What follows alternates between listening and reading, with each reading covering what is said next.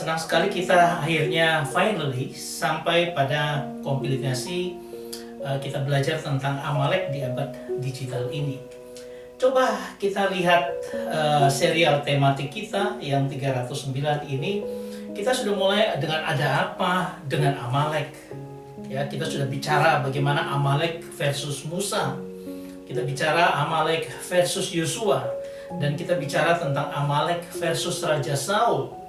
Dan akhirnya dengan Amalek juga dengan Daud. Kemudian yang selanjutnya adalah versus Esther, Ratu Esther dalam hal ini. Dan akhirnya Amalek di abad digital ini. Seperti apa implikasinya dalam kehidupan kita? Jadi pada bagian ini adalah episode yang ke-7, ada apa dengan Amalek. Kita bahas tentang Amalek di dalam dunia digital yang ada pada era ini.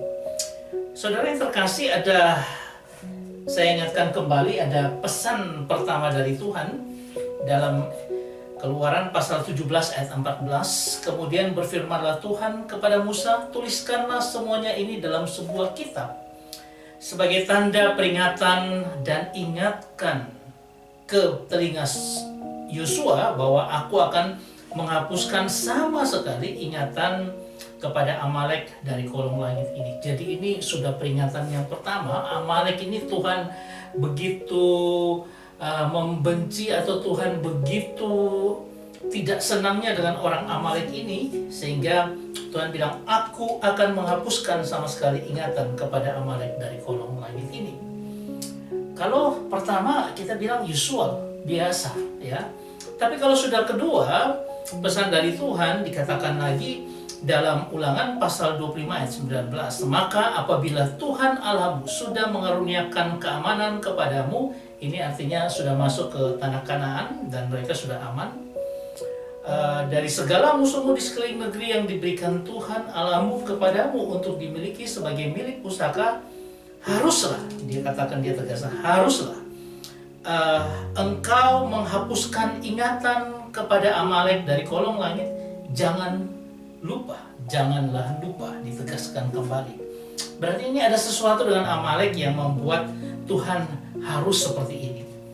Pada bagian yang ketiga adalah ketiga pesan Tuhan di dalam 1 Samuel pasal 15 ayat 3. Jadi pergilah sekarang, kalahkan orang Amalek. Ini pesan kepada Raja Saul ya, ketika ini melalui Nabi Samuel.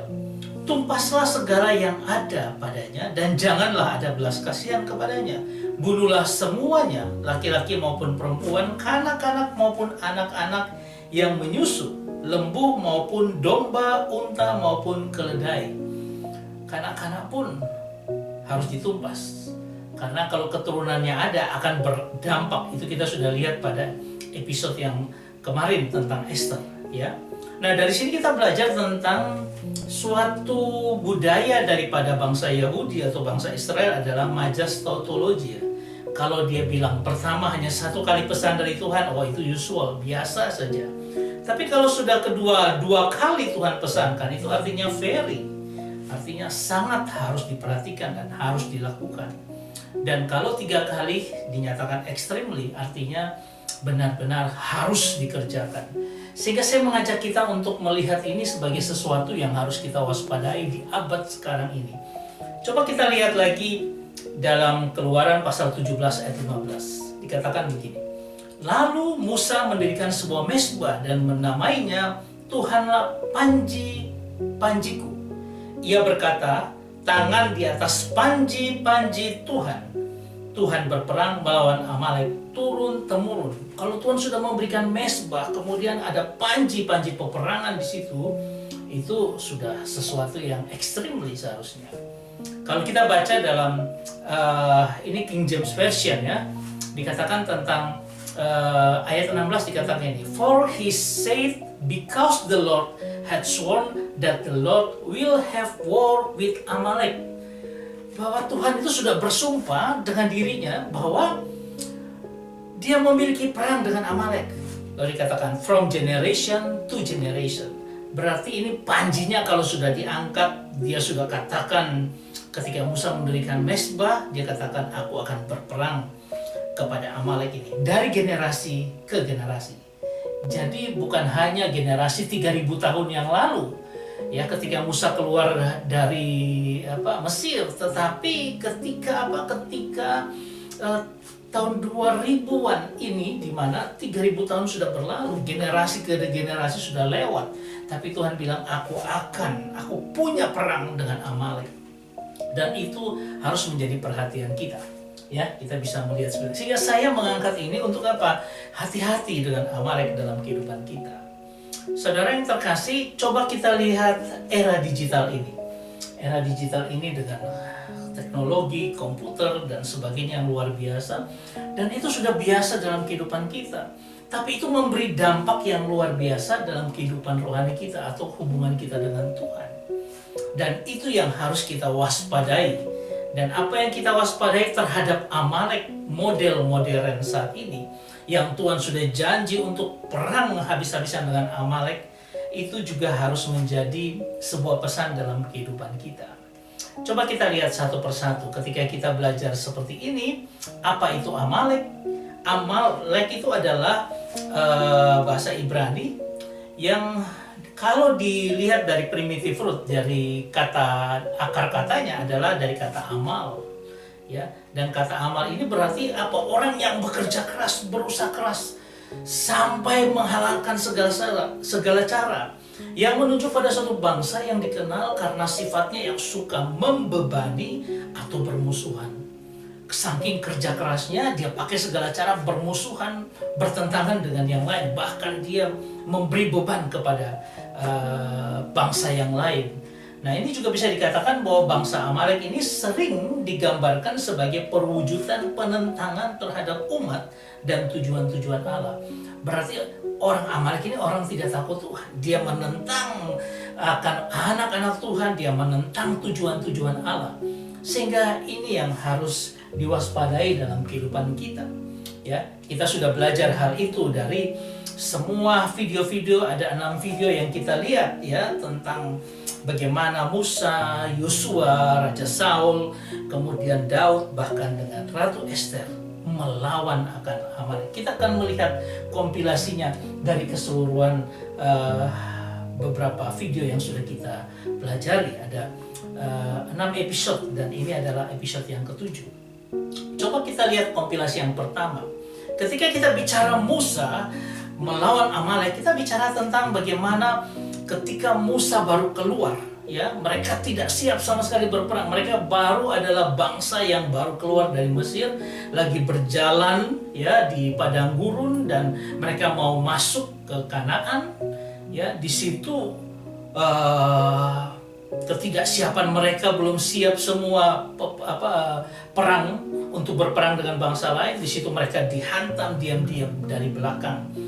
Ketika kita tidak siap, hati-hati karena ada yang sering mengintai kita untuk menghancurkan kita.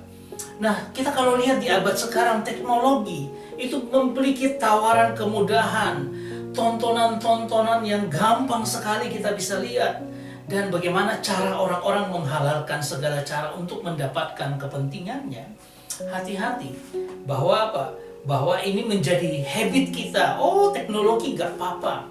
Tawaran-tawaran yang luar biasa kita pakai sembarangan. Kita bisa tonton hal-hal yang kita ingini hati kita.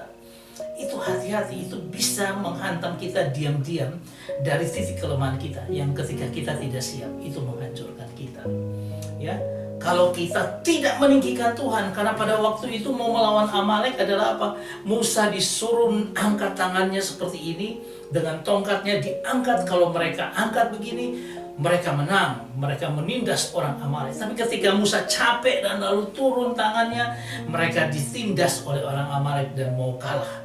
Sehingga akhirnya Harun dan Hur saudaranya untuk mengangkat tangan Musa seperti ini, bahkan diletakkan di atas batu supaya tangan Musa tetap terangkat dan mereka bisa menang.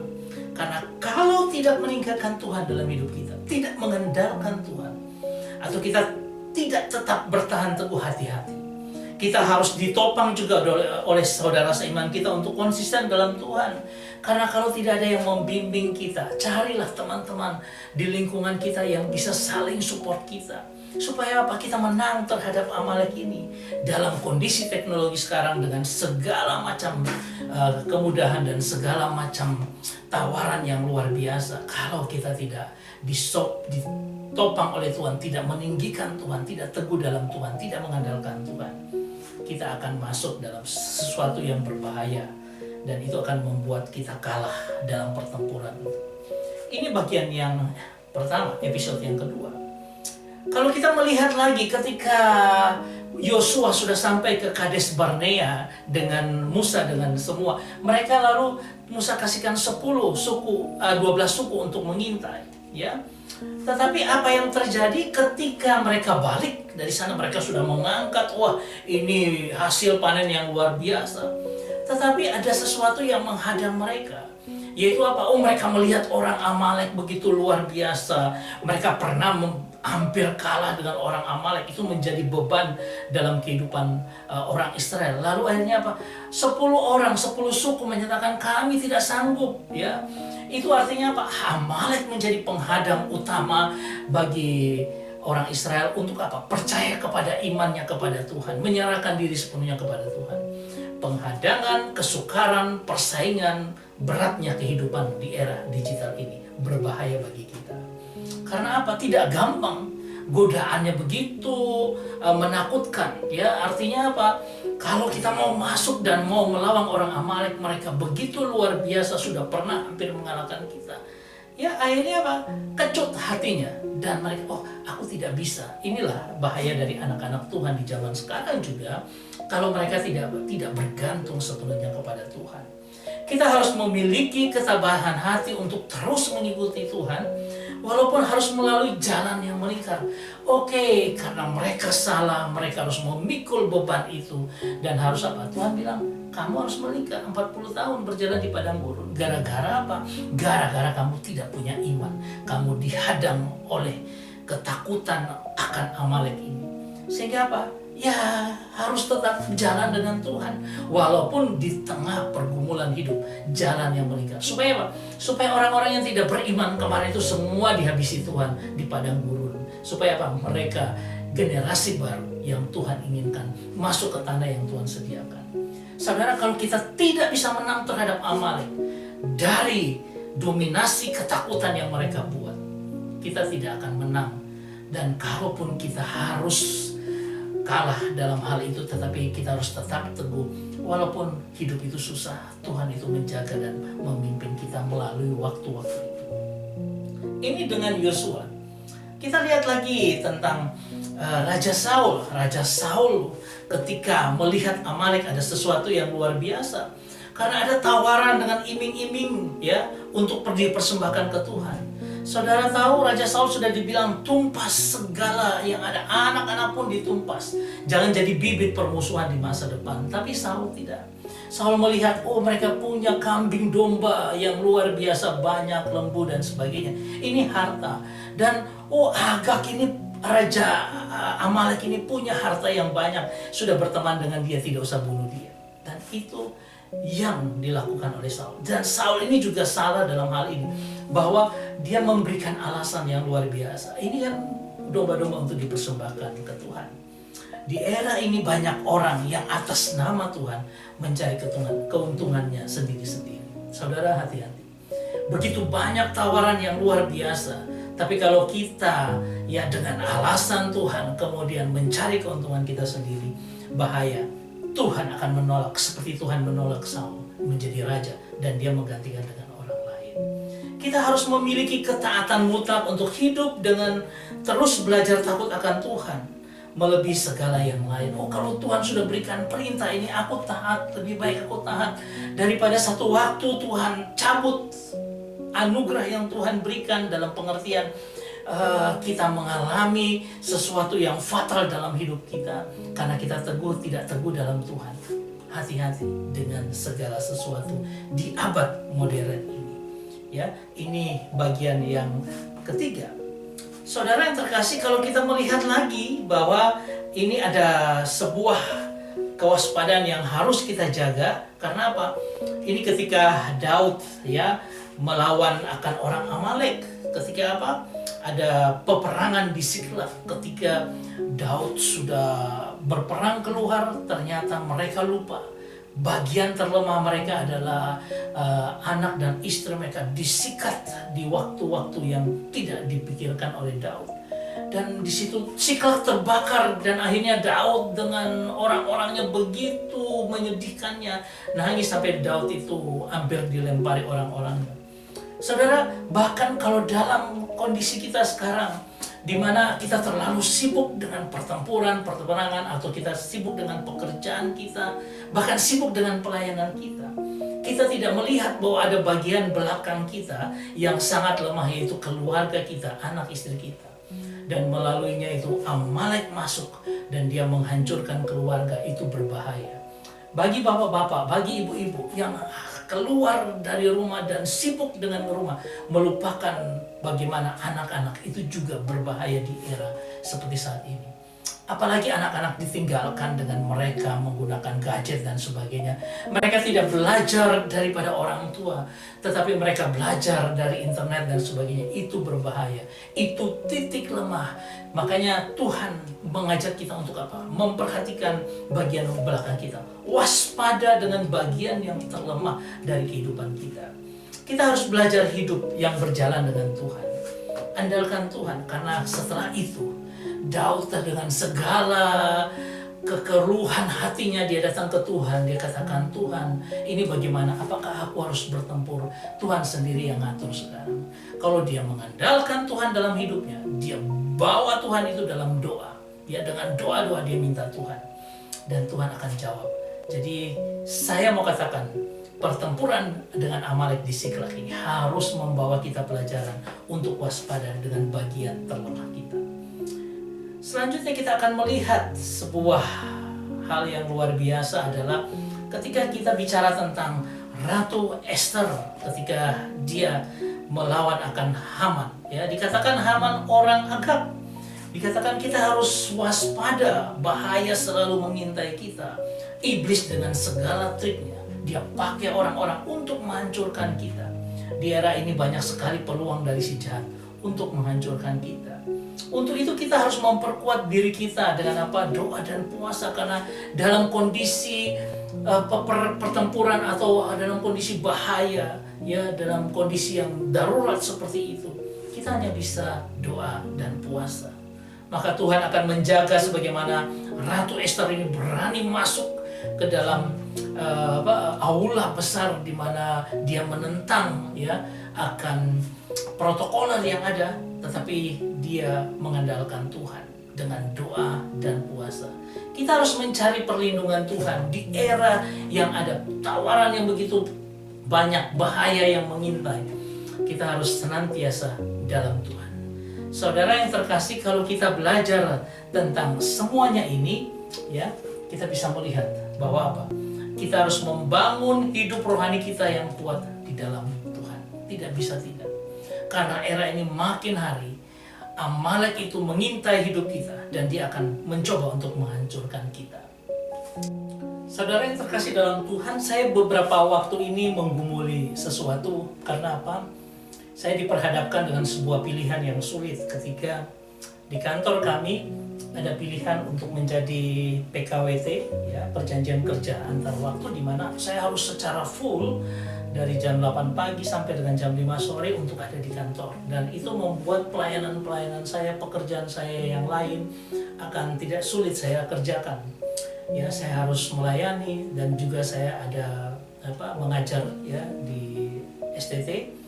Sehingga saya bergumul sekali, dan ada pilihan yang kedua yaitu co-worker, di mana saya bisa menata waktu saya dengan lebih fleksibel, ya, dengan satu kali saya harus ke kantor setiap minggu, harus rapat dan sebagainya, tetapi banyak waktu saya bisa pakai untuk pelayanan, buat video seperti ini dan memikirkan akan firman Tuhan. Dan akhirnya di tengah pergumulan itu saya mengambil keputusan untuk menjadi co-worker, karena saya tidak ingin dibebani dengan Amalek dalam hidup saya, tapi saya percaya Tuhan akan menopang. Jadi ada waktu-waktu yang cukup banyak ini saya akan pakai kalau ada yang bisa mengajak saya untuk melayani atau bekerja dan sebagainya di paruh waktu yang ada, saya akan berusaha untuk melakukan itu. Karena ketika saya dari PKWT kemudian saya turun ke Walker, itu cukup banyak remisi daripada salary yang saya buat. Tapi saya percaya ya, ini tantangan saya ketika Amalek dalam hidup saya sedang mendobrak akan hidup saya.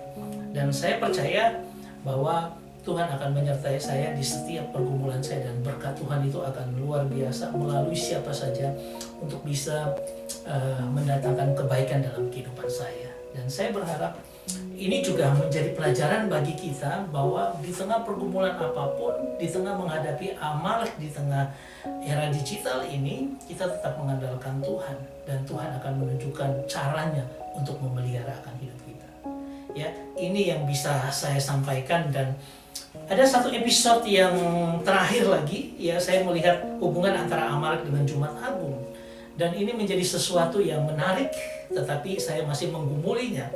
Saya berharap dalam 1-2 hari ini saya bisa membuat episode yang terakhir ini untuk memberikan gambaran bagaimana Amalek dalam kehidupan kita dibandingkan dengan karya Tuhan yang ajaib dalam hidup kita.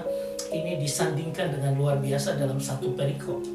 Dan saya berharap ini bisa saya kerjakan untuk menjadi berkat bagi kita. Tolong doakan supaya episode yang ke-8 ini bisa terbit. Ya, dengan demikian episode kita sudah selesai, kita sudah belajar banyak hal, dan saya berharap ini memberkati kita semua. Tuhan memberkati kita. Amin.